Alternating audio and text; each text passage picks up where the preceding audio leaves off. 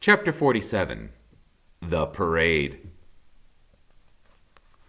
Does it hurt? Bright Bill touched the smooth surface where his mother's foot used to be. No, it does not hurt, said Roz, but it will be difficult for me to walk. The bears huddled behind the goosling and stared at the robot's stump of a leg. Nobody understood how a foot could pop off like that, or how Roz could remain calm. Roz, I'm sorry my cubs attacked you, said Mother Bear. Sometimes they're completely out of control. It is okay. You know how they are at this age. I can't thank you enough for saving Thorn. I promise my cubs will never bother you again. Isn't that right? Yes, Mother, said Nettle and Thorn together. The robot tried to walk.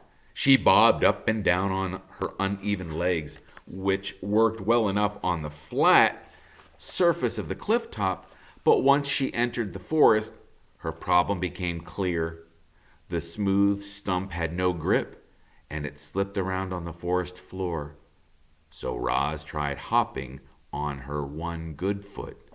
She took a few crunching hops and then clanged into a tree trunk. A few more hops, and she crashed into the undergrowth. I'm really sorry I broke off your foot, said Thorn as he helped the robot up from the weeds. I forgive you, said Roz. Whether she was capable of true forgiveness is anybody's guess. But they were nice words, and Thorn felt better when he heard them. It looks like I will have to crawl home, said Roz. Nonsense, said Mother Bear. I have a better idea. Mother Bear lay flat on the ground while her cubs boosted Roz onto her back. Then Bright Bill fluttered onto the bear's broad shoulders, and when they were both safely aboard, the group set off through the forest. The robot was heavy, but she was no trouble for the giant animal. Mother Bear strolled along as if it were perfectly normal for a robot to be riding on her back. They made quite a grand procession, all walking together like that. And the procession became an even grander as deer and raccoons and birds and all kinds of other animals joined in. Everyone wanted to see the mother robot riding the mother bear.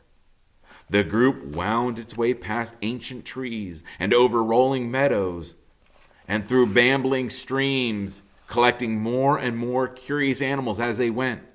It was the grandest parade of wildlife anybody had ever seen, and leading the way was our robot, Roz. But the parade couldn't last forever. As the sun went down, the animals began drifting away one by one, and when the parade finally arrived at the nest, only the original members were there. Here we are, said Mother Bear, helping Roz down into the garden. Now wasn't that better than crawling all the way home? Oh, yes, that was wonderful, said the robot. I cannot imagine a better ending to this day. Thank you very much. Yeah, that was amazing, squeaked the goosling. My friends won't believe me when I tell them I rode across the island on the back of a bear. I'm glad you enjoyed yourselves, Mother Bear smiled. It's the least I could do after all the trouble these two caused. Her smile became a frown, and she glared at her cubs, who suddenly took great interest in a pebble on the ground. It was late, and it had been a long, difficult day for everyone. So the bear said goodbye and headed back to their cave. Bright Bill and Roz stood in the garden and watched their new friends lumber away. And then the gooseling said, Mama, do you think you'll ever walk again? I am not sure, said the robot. But I know who to ask for help. Now, go get ready for bed.